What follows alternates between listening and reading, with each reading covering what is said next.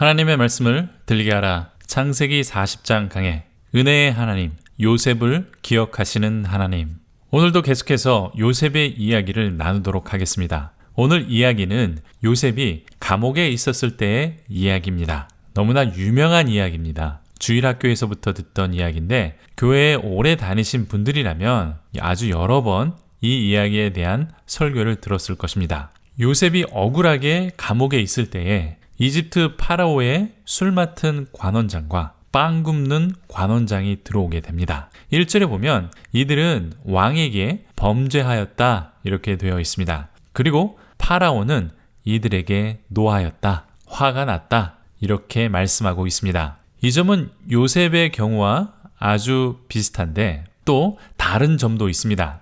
다른 점은 요셉은 주인에게 범죄하지 않았지만 누명을 쓰고 감옥에 들어왔습니다. 하지만 관원장들은 파라오에게 범죄하고 감옥에 왔다 이렇게 1절에서 밝혀줍니다. 요셉과 비슷한 점은 관원장들은 그들의 주인인 파라오가 노하여 감옥에 왔다 이렇게 2절에서 말하고 이전 39장 19절에서는 요셉의 주인 보디발이 심히 노했다 이렇게 되어 있습니다. 그러니까 이들의 죄의 문제는 그 죄의 경중함이 아니라 화가 많이 났다, 감정이 많이 상했다, 아마도 배신감 같은 것을 느끼지 않았나 이렇게 추측해 볼 수 있습니다. 여기 감옥에 들어온 자는 파라오의 술을 맡은 자와 떡을 굽는 자다 이렇게 되어 있습니다. 왕의 음식을 맡은 사람은 최고의 권력자입니다. 비서실장이나 참모로 왕과 매일 대면하고 매일 이야기하는 아주 신뢰할 수 있는 왕의 측근입니다. 그러니까 최소한 이집트 전국에서 서열이 탑5 그러니까 아무리 낮아도 서열 5위는 무난한 사람들이다 이렇게 보아야 할 것입니다. 여기서도 좀 알려지지 않은 약간의 논쟁이 있는데 지금은 그리 큰 논쟁이 되지 않을 것입니다. 하지만 아주 오래전에 논쟁이 되었던 사실이기 때문에 말씀드리겠습니다. 오래전에 있던 논쟁은 요셉 당시에는 포도주가 이집트에 없었다 이런 주장이 있었습니다. 왜냐하면 고대 그리스에 플루타르크라는 사람이 있었는데 그의 주장에 의하면 와인이 이집트에 들어간 때는 지금의 이집트의 푸삼티크 왕 그러니까 기원전 610년경에 성경의 역사로 치면 요시야 왕 때에 포도주가 들어갔다 이렇게 주장을 합니다. 때문에 예전에 일부 학자들이나 어떤 목사님은 요셉 당시에는 포도주가 없었다 또는 성경이 나중에 편집된 것이기 때문에 포도주가 삽입되어 나오는 것이다. 이것이 그 증거다. 이렇게 주장하는 분들이 있었습니다. 하지만 최근 고고학적 발견이나 연구에 의하면 기원전 3000년경에 이미 포도주가 이집트에 들어갔다라는 연구도 있습니다. 고고학적 발견은 기원전 1300년 전에 이집트 왕이었던 투탕카멘의 무덤에는 36개의 항아리가 발견이 되었습니다. 그 중에 6개가 왕의 개인 포도원에서 만든 포도주로 채운 것이었습니다. 또 기원전 2650에서 2575년 사이에는 이집트 제3왕조 시기에 포도주 무역이 이집트와 가나안 지역과 활발하게 이루어졌다라는 기록도 있습니다. 그러니까 요셉 이전에 이미 이집트 사람들은 나일 삼각주에서 포도나무를 재배하고 포도주를 일상에서 마시는 그런 풍습이 있었다는 것입니다. 그러니까 요셉이 기원전 1900년에서 1800년대 사람이기 때문에 그러니까 최소한 요셉이 나타나기 600~700년 전부터 포도주는 이집트에 있었다라는 이야기입니다. 때문에 요즘에 있는 문서와 그리고 오래되지 않은 자료를 보면 포도주에 대한 의심은 전혀 없습니다. 다만 아주 오래된 자료를 가지고 계시다면 포도주는 이집트에 없었다. 이렇게 기록한 문서들을 간혹 볼 수 있다라고 말씀드리는 것입니다. 다시 본문으로 돌아와서 4절에 보면 친위 대장은 요셉에게 이 환관장을 수발하라고 명합니다. 환관장도 감옥에서 특별 대우를 받았습니다. 왜냐하면 왕이 화가 많이 나서 감정적으로 그랬다라는 사실을 친위 대장도 어느 정도 참작하고 있었다라는 간접적인 증거가 됩니다. 왕의 신복인 이들이 정말 반역죄와 같은 큰 죄를 지었다면 아마 무사하지 못할 것이고, 그런 사람에게 특별히 감옥에서까지 잘해줄 필요는 없기 때문입니다.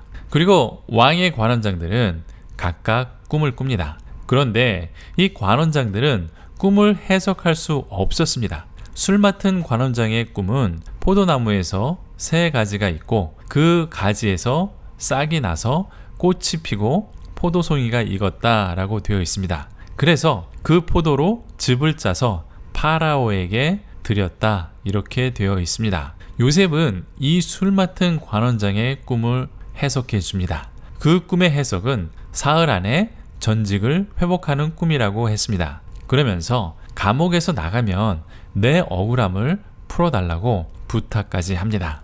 이렇게 해석이 좋으니까 16절에 보면 떡 굽는, 즉 빵을 굽는 관원장도 자신의 꿈을 해석해달라고 이야기합니다. 머리 위에 3개의 바구니에 빵이 들어 있었습니다. 그런데 새들이 머리 위에 있는 바구니에서 빵을 먹었다라고 되어 있습니다. 이 빵 굽는 관원장의 꿈도 요셉이 해석을 해줍니다. 사흘 후에 빵 굽는 관원장은 나무에 달려 새들에게 뜯겨 먹일 것이라고 아주 끔찍한 해석을 내놓습니다. 그리고 정말 요셉의 해석대로 파라오의 생일 때에 술 맡은 관원장은 회복이 되고 빵 굽는 관원장은 사형을 당하게 됩니다. 이것이 꿈에 관련된 이야기입니다. 사랑하는 성도 여러분, 창세기 40장에서 꿈을 해몽하는 요셉의 이야기를 읽으시고 들으시면서 어떤 교훈 또는 어떤 메시지를 부여잡았습니까? 여기에서부터 성경 해석이 필요한 것입니다. 제 성경 해석의 기본은 전체 속에서 부분을 해석하는 것입니다. 성경 전체에 흐르는 주제, 하나님의 존재론, 언약 관계 안에서의 하나님의 백성, 그리고 하나님의 나라, 이 3가지의 주제를 가지고 저는 지금까지 성경을 해석하고 있었습니다. 그리고 창세기에서는 언약 백성과 그 언약 속에 하나님은 어떤 분이신가, 우리들에게 그것을 말씀해주고 있다, 이러한 관점으로 말씀드리고 있습니다. 이러한 큰 그림, 즉 이러한 렌즈를 끼고 이 이야기를 읽으면 하나님의 백성과 하나님이 어떤 분이신지 확실하게 보이실 것입니다. 여러분들은 이 이야기 속에서 하나님의 백성과 하나님이 어떠신지 발견하셨습니까? 많은 분들이 이러한 방법으로 성경을 읽는데 익숙하지 않기 때문에 제가 길라잡이가 되어 나중에 여러분들이 성령의 조명 아래서 저보다 더 깊은 통찰력으로 성경을 읽게 될 것입니다. 지금까지 요셉의 이야기는 39장에서 분명하게 강조하고 있는 것이 있었습니다. 39장 21절에 보면 여호와께서 요셉과 함께 하시고 그에게 인자를 더하사 간수장에게 은혜를 받게 하시매 라고 되어 있습니다. 하나님의 존재론, 즉 하나님은 어떤 분이신가, 이 질문에 대한 해답이고 요셉 이야기의 핵심 주제가 되는 구절입니다. 하나님께서 요셉과 함께 하셨기 때문에 형제들이 요셉을 죽이려 했지만 하나님께서 살려주셨습니다. 또 하나님께서 요셉과 함께 하셨기 때문에 친위대장 보디발의 집이 축복을 받았습니다. 비록 누명을 쓰고 감옥에 갇히는 신세가 되었지만 하나님께서 요셉과 함께 하셨기 때문에 간수장에게 은혜를 받게 하셨습니다. 그리고 40장으로 넘어와서 파라오의 신하들의 꿈을 해석합니다. 어떻게 해석할 수 있었느냐? 40장 8절을 보겠습니다. 그들이 그에게 이르되 우리가 꿈을 꾸었으나 이를 해석할 자가 없도다. 요셉이 그들에게 이르되 해석은 하나님께 있지 아니하나이까 청컨대 내게 이르소서. 요셉은 해석의 주권은 하나님께 있다, 이렇게 강조하고 있습니다. 그러니까 하나님은 어떤 분이시냐? 성경은 이것을 말하려고 요셉의 이야기, 창세기의 이야기를 해주고 있는 것입니다. 때문에 하나님의 존재론이 중요한 것이고 성경 해석의 핵심이고 이것을 중심으로 우리는 성경을 읽어야 한다는 것입니다. 하나님께서는 요셉과 함께 하셨고 하나님께서 은혜를 베풀어 주셔서 형들에게서 목숨을 보존했고 보디발이 복을 받았고 감옥에서도 은혜를 받게 하셨다. 이렇게 말씀해 주고 있습니다. 그런데 이 은혜를 요셉이 잘나서도 아니고 요셉이 특별한 재능이 있어서도 아니고 꿈을 잘 해석해서도 아니고 전적으로 하나님의 은혜라는 것을 강조해 주는 바로 그 이야기가 창세기 40장의 이야기입니다. 요셉은 꿈을 해석하고 이렇게 말합니다. 40장 14절에 당신이 잘 되거든 나를 생각하고 내게 은혜를 베풀어 내 사정을 바로에게 아뢰어 이 집에서 나를 건져 주소서. 당신이 잘 되면 나를 생각하고 은혜를 베풀어 달라고 술 맡은 관원장에게 부탁을 하는 것입니다. 요셉은 권력을 가진 사람에게 또 최대 권력자 파라오에게 은혜를 구하고 있는 것이죠. 그런데 어떻게 됐습니까? 40장 23절에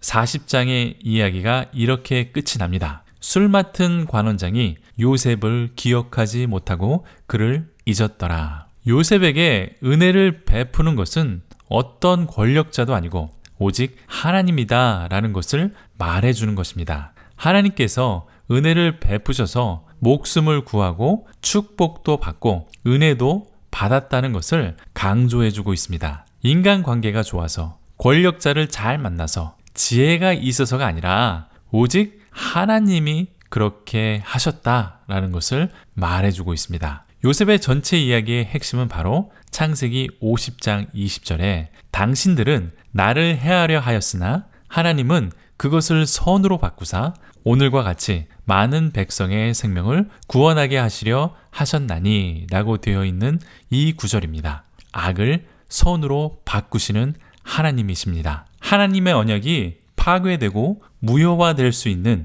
요셉의 죽음의 위험에서 하나님께서는 이 죽음을 생명으로 바꾸셨습니다. 누명을 쓰고 감옥에 갇혔지만 요셉이 지혜자라는 것을 파라오가 알 수 있게 바꾸셨습니다. 성경은 하나님이 이런 분이시라고 말씀하시고 강조하고 있습니다. 우리는 이 하나님을 만나고 이 하나님과 살아있는 인격적인 관계, 사랑하는 관계를 가져야 한다. 이렇게 말씀해 주고 있는데 우리는 아직도 이러한 하나님의 마음을 잃지 못하고 있습니다. 이제 결론을 내리겠습니다. 창세기 40장의 이야기는 요셉이 감옥에서 왕의 두 관원장의 꿈을 해석하는 이야기입니다. 이때 요셉의 꿈 해석은 하나님께 있다. 40장 8절에서 이렇게 말씀해 주고 있습니다. 즉 주권은 모든 것이 하나님께 달려있다라는 것을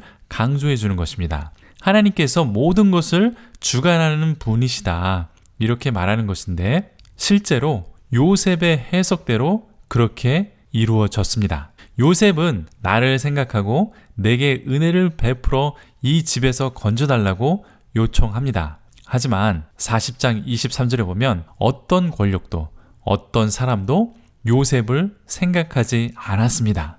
또 요셉에게 은혜를 베풀지도 않았습니다. 그리고 그 집에서 건져주지도 않았다고 말해주고 있습니다. 하지만 하나님께서는 요셉을 기억할 것입니다. 또 하나님께서는 요셉에게 은혜를 베풀어 주실 것입니다. 그리고 하나님께서는 요셉을 그 집에서 아주 놀라운 방법으로 건져주실 것입니다. 더 나아가서 하나님께서 요셉을 통하여 이집트가 복을 받고 하나님의 백성들이 복을 받고 또 이 말씀을 통하여 우리가 복을 받게 하실 것입니다. 이분이 바로 요셉과 함께 하시는 하나님이라고 우리들에게 말해주고 있습니다. 우리는 이 말씀을 통하여 하나님과 만나고 하나님을 알게 될 것입니다. 우리 가운데 많은 어려움에 처한 분들도 있을 것입니다. 세계적인 경제 불안과 높은 물가로 인하여 경제적으로 어려움을 겪고 있는 분들이 있을 수 있습니다. 또 요셉처럼 억울한 일을 당하시고 고통스러워하는 분들도 있을 것입니다. 또는 건강의 문제로 인해서 고통당하시는 분들도 있을 것입니다. 하지만 은혜를 베푸시는 분은 다른 어떤 것도 아니고 오직 하나님이시다. 성경은 이렇게 말씀하고 있습니다. 심지어 내게 벌어지는 이 악한 일들도, 이 어려운 일들도 선으로 바꾸시는 하나님이라고 말씀하고 있습니다. 어두운 감옥에서도 나를 아무도 기억해 주는 사람은 없지만 하나님께서는 저와 여러분을 기억하고 계십니다. 그리고 아주 놀라운 계획을 이루실 것입니다. 저와 여러분을 통하여 우리의 형제와 우리의 이웃과 또 친구들이 복을 받게 될 것입니다. 세상 모든 사람들이 저와 여러분을 통하여 은혜를 받게 될 것이다. 하나님을 만나게 될 것이다. 성경은 이렇게 말합니다. 이보다 더 큰 축복은 없을 것입니다. 비록 내가 잘 먹고 잘 살고 건강하지 못해도 하나님만 있으면 됩니다. 언제나 요셉과 함께 하셨듯이 우리와 함께 하시는 하나님이십니다. 언제나 요셉에게 은혜를 베푸셨던 하나님께서 우리에게도 은혜를 베풀어 주실 것입니다. 아무도 요셉을 기억해 주지 못했지만 하나님께서는 요셉을 항상 기억하고 계셨듯이 저와 여러분을 항상 기억하고 계시다. 오늘 이 창세기 40장은 말씀하고 있습니다. 아멘. 도움이 되셨습니까? 질문이나 다른 의견이 있으시면 댓글을 달아주십시오. 또 구독과 좋아요, 알람까지 설정해 주시면 제게 큰 힘이 되고 격려가 됩니다. 그리고 많은 분들이 성경을 통하여 하나님을 알았으면 합니다. 이 말씀을 통하여 많은 분들이 복을 받았으면 합니다. 그래서 여러분의 도움이 필요합니다. 이 영상을 하나님을 알고 성경을 아는데 도움이 될 수 있도록 여러분들의 주변 분들에게 추천해 주시고 나누어 주시면 감사하겠습니다.